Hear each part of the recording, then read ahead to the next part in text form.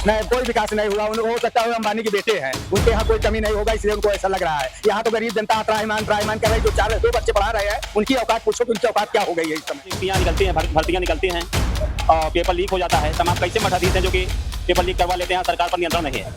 इसलिए मैं चाहता हूं कि सरकार में परिवर्तन होना चाहिए। यूपी की पुलिस की भर्ती कराई गई और सरेआम पेपर लीक आउट हो गया और माननीय हमारे मुख्यमंत्री महोदय बोल रहे हैं कि हमारे शासनकाल में कोई अपराध नहीं कर सका। इससे बड़ा अपराध क्या हो सकता है कि इतने बच्चे पैसा लगा करके दूर जा करके परीक्षा दिए और पेपर लीक आउट हो गया और सरकार आज तक चोर नहीं पकड़। 2 वैकेंसी 3 वैकेंसी निकालेंगे, उसके बाद कहेंगे जब इसमें अच्छा क्यों कैसे क्या अच्छा किस तरह से अच्छा मिलेगा। इसीलिए तो वो 2-3 वैकेंसियां निकालते हैं कि 2 निकालेंगे 3 निकालेंगे, अच्छा नहीं निकालेंगे। भाई साहब कह रहे थे निकालेंगे और अभी पुलिस का निकालेंगे तो बढ़िया वाली निकालेंगे, उसमें ये दिखा देंगे कि ये रोजगार के लिए भाजपा ने कुछ नहीं किया है। सब लड़के बेरोजगार हैं, सब परेशान रहते हैं, नौकरी किसी को मिलना नहीं है। तहसीलदार गायब है, एसडीएम गायब है। लेखपाल तो कोई आज 1.5 महीना हो गया, कोई आया ही नहीं। कानून को तो आया ही नहीं। क्या है सरकार जी, किसी अधिकारी को अगर लगाम लगा सके, किसी को अगर नौकरी दिया है तो कम से कम जनता की सेवा करने के लिए दिया है ना कि उसको बहाना बताने के लिए कि मैं नौकरी कर रहा हूँ। उसके पास हम भाग के जाएं और रिपोर्ट लगवाएं। कोई कहता है कि मैं बनारस में हूँ, कोई कहता है मैं हाईकोर्ट में आ गया हूँ। तो बताइए ये बहाना आप फोन करो तो उठाते नहीं, कोई लेखपाल कोई कानून को नहीं। एक आप लोग ऐसा करिए, मीडिया वाले जितने भी हैं, एक राजस्व में एक मुकदमा डाल दीजिए और डाल के उसके बाद देखिए ऊपर किताबों का इतना भार पड़ जा रहा है। जो गरीब व्यक्ति है वो अपने बच्चों को पढ़ाने के लिए समर्थ नहीं है, परेशान रहते हैं क्योंकि जीएसटी सब पे लगा है। जीएसटी के विरोध सब कर रहे हैं। साथियों नमस्कार, मैं हूं विपिन सिंह और आप देख रहे हैं क्लाउड नेटवर्क। हम इस समय फूलपुर तहसील में हैं। फूलपुर तहसील में यहाँ पे वकील लोग बैठे हुए, अधिवक्ता लोग हैं। इनसे जानेंगे कि 2024 के लोकसभा चुनाव में क्या मूड है, क्या मुद्दे हैं, किन मुद्दों से आज लोग वोट करेंगे, वर्तमान में जो सांसद हैं उनके क्या काम रहे, क्या काम कराए, क्या नहीं कराए, और जो अभी प्रत्याशी खड़े हुए हैं उनके बारे में जानने का प्रयास करेंगे कि इन लोगों का क्या रुझान है। क्या नाम है सर आपका? KL Singh, advocate. फूलपुर में क्या मुद्दे हैं आप लोगों के, जो लोकसभा चुनाव बेसिक मुद्दे हैं? इसके विषय में जो वोट करेंगे आप, किन मुद्दों से आप वोट करेंगे? तो हम लोग तो उनके अच्छे कामों से, जो वर्तमान प्रधानमंत्री है उनके अच्छे कामों से वोट उन्हीं को देंगे। क्या काम अच्छे बता दीजिए। अरे जैसे पक्की सड़क बनवा दिया है, लोगों को भोजन रोज खिलाते हैं, 5 किलो मिल रहा है। हाँ, ऐसी इस तरह से बहुत अच्छी योजना जो योजना उन्होंने किया उसमें हम लोग भागी है। अच्छा, जैसे कि आपने कहा भोजन रोज कहा थे, 5 किलो राशन देते हैं, तो गरीब लोग उसमें ज्यादा प्रभावित हैं। अच्छा, गरीब ही कह रहे हैं कि 5 किलो राशन मिलता है, हम उन्हीं को वोट देंगे। जिनको 5 किलो राशन मिलता है उन्हीं को वोट करेंगे। हाँ। अच्छा, एक मुद्दा उठ के आता है बेरोजगारी का। बेरोजगारी को लेकर आप? बेरोजगारी के लिए भाजपा ने कुछ नहीं किया है। सब लड़के बेरोजगार हैं, सब परेशान रहते हैं, नौकरी किसी को मिलना नहीं है। नए लोग जो है भाजपा का समर्थन नहीं कर रहे हैं। नए लोग भाजपा समर्थन नहीं कर रहे हैं। अच्छा, बेरोजगारी से शिक्षा की बात होती है कि शिक्षा पे किताबों पे जीएसटी लगा रहे हैं, शिक्षा महंगी कर रहे हैं। किस शिक्षा महंगी कर रहे हैं? कॉपी किताबों में जीएसटी लगा रहे हैं, किससे? जीएसटी तो एकदम छोटी छोटी चीज पे लगाई गई है। विद्यार्थियों के ऊपर किताबों का इतना भार पड़ जा रहा है। जो गरीब व्यक्ति हैं वो अपने बच्चों को पढ़ाने के लिए समर्थ नहीं है, परेशान रहते हैं क्योंकि जीएसटी सब पे लगा है और जीएसटी के विरोध सब कर रहे हैं। तो जीएसटी लग जाने से सब परेशान हैं। क्या कहेंगे भाई साहब, किन मुद्दों के साथ आप वोट करेंगे? विकास विकास। विकास जैसे रोड, प्रधानमंत्री आवास योजना, सम्मान निधि योजना और प्रधानमंत्री आवास योजना के तहत सभी गरीबों को आवास मिला है। हमारे यहाँ पे कम से कम 2500-3000 घर जो कच्चे मकान था उनके पक्के मकान बन गए हैं। हर घर नल योजना, सबके घर मीटर लग जाना, ये सब विकास का एक वो एजेंडा चल रहा है। अच्छा, जैसे आपने कहा विकास और आवास प्रधानमंत्री, तो क्या ये पहली बार मिलना है या इससे पहले भी मिले हैं? ये पहली बार ही मिल रहा। 2014 के बाद से योजनाएं जो शुरू हुई है उनको पहली बार ही मिलना शुरू हुआ है। अच्छा। हाँ, उससे पहले जो आवास योजना चलती थी उसको नहीं मिली? पहले दलाल लोग बीच में ही खा जाते थे पैसा। अच्छा।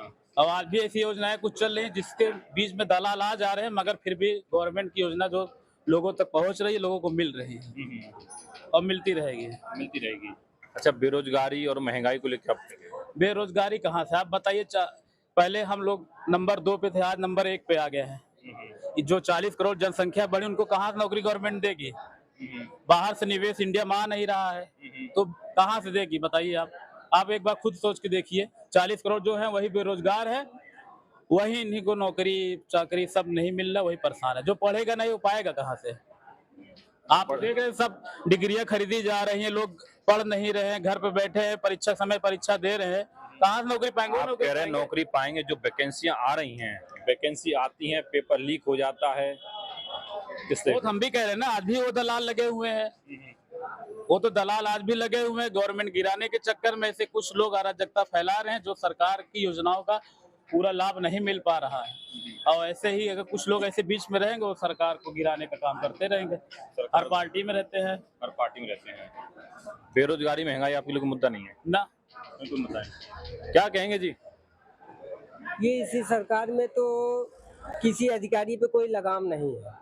ये देख लीजिए, तहसीलदार गायब है, एसडीएम गायब है, लेखपाल तो कोई आज 1.5 महीना हो गया कोई आया ही नहीं, कानून को तो आया ही नहीं। क्या है सरकार ये पे? किसी अधिकारी पे अगर लगाम लगा सके, किसी को अगर नौकरी दिया है तो कम से कम जनता की सेवा करने के लिए दिया है ना कि उसको बहाना बताने के लिए कि मैं नौकरी कर रहा हूँ और उसके पास हम भाग के जाएं और रिपोर्ट लगवाएं। कोई कहता है कि मैं बनारस में हूँ, कोई कहता है मैं लखनऊ में हूँ, कोई कहता है मैं हाई कोर्ट में आ गया हूँ। तो बताइए, ये बहाना आप फोन करो तो उठाते नहीं, कोई लेखपाल कोई कानून को नहीं। एक आप लोग ऐसा करिए, मीडिया वाले जितने भी हैं, एक राजस्व में एक मुकदमा डाल दीजिए और डाल के उसको बाद देखिए। कौन कहता है? कौन कहता है? ये पूरी जनता कह रही है। जिसके मुकदमे हैं, वो कितने वकीलों के ऊपर प्रेशर पड़ रहे हैं कि हमारा मुकदमा देखिए वकील साहब क्या हुआ, कैसे हुआ। अब क्या जवाब दूं मैं? कोई अधिकारी है ही नहीं है, किसी का कब्जा कर रहे हैं जमीन। अब आनो फानो में उनको चाहिए, स्टे चाहिए या कुछ भी चाहिए, मगर किस अधिकारी के पास जाऊं मैं? तब से वो मकान बनवा ले रहा है, यहाँ झगड़ा फसाद हो जा रहा है। 151 में वो बेचारे दोनों लोग चले आ रहे हैं, फिर उसके बाद उधर बन रहा है। अच्छा, महंगाई, बेरोजगारी, ये कुछ मुद्दे हैं? बेरोजगारी में तो बहुत ही है। बहुत ही हैं। बेरोजगारी में ये है कि युवाओं को आज तक कभी भी जितना भी है 2 वैकेंसी 3 वैकेंसी निकालेंगे, उसके बाद कहेंगे कि अब उसमें आरक्षण क्यों दे, कैसे दे, क्या आरक्षण दे, किस तरह से आरक्षण मिलेगा। इसीलिए तो वो 2-3 वैकेंसियां निकालते हैं कि 2 निकालेंगे 3 निकालेंगे, आरक्षण ही नहीं मांगेंगे। अभी भाई साहब कह रहे थे 10,000 निकाले, और अभी पुलिस का निकालेंगे, जो बढ़िया वाली निकालेंगे उसमें ये दिखा देंगे कि ये अभी भाई साहब कह रहे थे कि बेरोजगारी कोई मुद्दा नहीं है। बेरोजगारी का मुद्दा तो यही बताएं हम। अगर इसमें कोई गलत अगर हम बोल रहे हो तो ये बताएं कि हाँ भाई हम गलत बोल रहे हैं, या कहीं करो जो जनता पैदा भाई वो कहाँ जाएगी? वो बेरोजगारित रही यार। इसके लिए जनता कानून के लिए सरकार को जनसंख्या नियंत्रण बिल लाना चाहिए ना बिल। इसको सरकार तो चाहिए, मगर वो भी तो सोचे जनसंख्या को कौन वृद्धि हो रही, सरकार सोचेगी। हाँ, तो सरकार सोचेगी ना उसके लिए। सरकार कैसे चलती है? इस पे चलती है, संविधान चलती है। संविधान पे नहीं चलती, नीति पे चलती है। उसके नीति निर्देशक तत्व होते हैं, वो बनाने पड़ते हैं उसको, तब उससे सरकार चलती है। ऐसे नहीं चलती कि संविधान बना दे तो, नियम बना दे तो चलने लगेगी, सब उधर जैसे वो कह देंगे वैसे चलने लगेगी। नहीं, एक जो पार्टी होती है उसकी एक नीति बनती है, वो नीति निर्देशक तत्वों के आधार पर वो अपना सरकार चलाते हैं। उस तरीके से वो सरकार चलानी चाहिए। क्या कहेंगे जी? साथियों, ये 2024 का चुनाव अपने आप में बहुत महत्वपूर्ण भूमिका रखता है। दिन प्रतिदिन महंगाई बढ़ती जा रही है। सरकार जो है अपने नीतियों कानूनों पर दबाव नहीं बना पा रही है। तमाम नियुक्तियां निकलती हैं, भर्तियां निकलती हैं और पेपर लीक हो जाता है। तमाम कैसे मठाधीश हैं जो कि पेपर लीक करवा लेते हैं, सरकार पर नियंत्रण नहीं है। इसलिए मैं चाहता हूं कि सरकार में परिवर्तन होना चाहिए। अब एनडीए की सरकार बननी चाहिए, तभी कुछ संभव हो सकता है। बकिया पुरानी सरकार तो यथास्थित जैसा चाहेगी वैसा करेगी, इसमें कोई परिवर्तन नहीं होगा।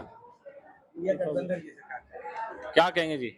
हम तो चाहेंगे कि इंडिया गठबंधन सरकार बने और जो अब तक राज्य की झूठ बोल रहा है? प्रधानमंत्री जी हमारे जो नहीं, कोई विकास नहीं हुआ। हो सकता है अंबानी के बेटे हैं, उनके यहाँ कोई कमी नहीं होगा, इसलिए उनको ऐसा लग रहा है। यहाँ तो गरीब जनता त्राहिमाम कर रही। जो 2 बच्चे पढ़ा रहे हैं उनकी औकात पूछो कि उनकी औकात क्या हो गई है इस समय। बच्चों को पढ़ाने की बात क्या है, अभी भाई साहब कह रहे थे कि बेरोजगारी कोई मुद्दा नहीं है, महंगाई कोई मुद्दा नहीं है।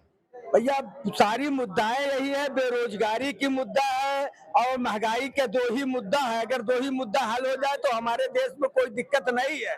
हम लोग आपस में भाईचारा के रूप में रहे और रह लेंगे। ये तो लड़ाई झगड़ा होता ही जाता रहता है, पारिवारिक मामला है। लेकिन जो महंगाई का मुद्दा है, जो बेरोजगारी का मुद्दा है, वो इतना ज्यादा प्रभावित कर रहा है। देखने में आ रहा है कि अभी हाल में यूपी पुलिस की भर्ती कराई गई और सरेआम पेपर लीक आउट हो गया और माननीय हमारे मुख्यमंत्री महोदय बोल रहे हैं कि हमारे शासन काल में कोई अपराध नहीं कर सकता। इससे बड़ा अपराध क्या हो सकता है कि इतने बच्चे पैसा लगा करके दूर दूर जा करके परीक्षा दिए और पेपर लीक आउट हो गया और सरकार आज तक चोर नहीं पकड़ पा रही है। भाई साहब कह रहे थे कि पेपर लीक होना तो बीच में कुछ लोग बैठे सरकार गिराना चाहते हैं। तो गिराना चाहते हैं तो उनको फांसी की सजा तक पहुंचाए ना सरकार, कि हम पहुंचाएंगे। हम काहे बड़े उनको और दिए हैं, उनको इसी बड़े दिए हैं ना कि अच्छी लड़ाई लड़ करके दिया गया। कितने गरीब बच्चे थे, उनके जेब में 10 रुपए नहीं था, लेकिन वे 20-25 किलोमीटर बेचारे दौड़ दौड़ कर भाग करके सुबह जा करके एग्जाम दिए और सुबह पता चला कि पेपर लीक आउट हो। अगर हमारा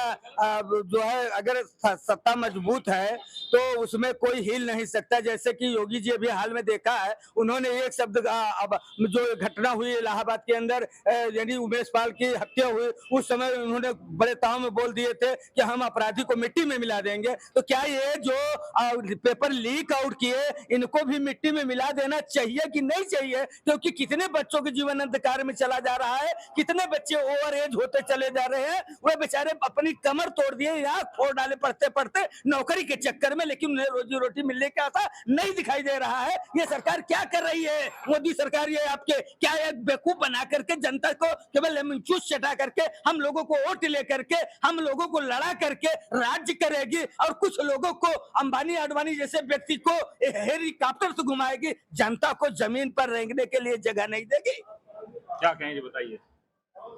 सवाल जैसे इन्होंने कह दिया कि योगी जी मिट्टी मिलाने की बात कर, जो पेपर लीक कर उनको नहीं मिट्टी मिलाए।